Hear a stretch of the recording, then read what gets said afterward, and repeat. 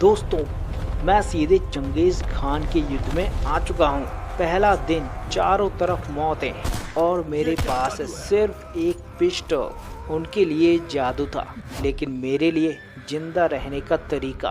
रात, आग जल रही है। ये रात भी बड़ी डरावनी है दोस्तों। अब मुझे समझ आ गया है, या तो मैं या फिर ये पूरी सेना। उनकी रफ्तार के सामने मेरी ताकत भारी पड़ रही है।